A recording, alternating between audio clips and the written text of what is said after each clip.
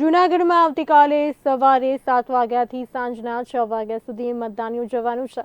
ત્યારે જૂનાગઢની બહાઉદ્દીન કોલેજ ખાતેથી પોલિંગ સ્ટાફને ચૂંટણી સંબંધિત સામગ્રી ડિસ્પેચિંગ સેન્ટર બહાઉદ્દીન કોલેજ ખાતેથી વિતરિત કરવાની કામગીરી શરૂ કરવામાં આવી હતી. હાલ મતદાન પૂર્વે તંત્ર દ્વારા તમામ તૈયારીઓ પૂર્ણ કરવામાં આવી રહી છે. જિલ્લામાં 287 મતદાન મથકોમાં કુલ 1500 જેટલો પોલિંગ સ્ટાફ જોડાયેલો છે અને 1600 જેટલા પોલીસ કર્મીઓ તેમજ સિક્યોરિટી જવાનો તૈનાત કરાયા છે.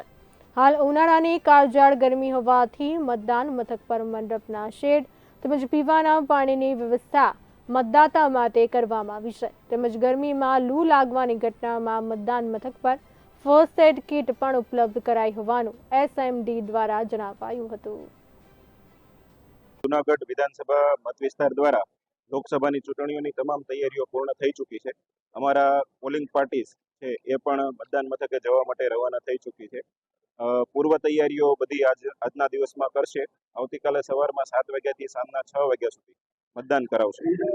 આ મતદાનમાં અમારા કુલ 1500 જેટલો પોલિંગ સ્ટાફ જોડાયેલો છે. ઉપરાંત 600 જેટલા પોલીસ જવાનોની સિક્યુરિટી પણ અમને મળેલ છે. 287 અમારા કુલ મતદાન મથકો છે. એ પૈકી અમે એક મોડેલ પોલિંગ સ્ટેશન પણ બનાવ્યું છે, જેની થીમ અમે પ્લાસ્ટિક મુક્ત ગિરનારની રાખેલી છે, જ્યાં અમે કોઈ પણ પ્રકારનો પ્લાસ્ટિક ઉપયોગ કરવાના નથી. અને આજે અમારું બૂથ છે ત્યાં 500 જેટલા અમે છોડ વિતરણ કરવાના છીએ.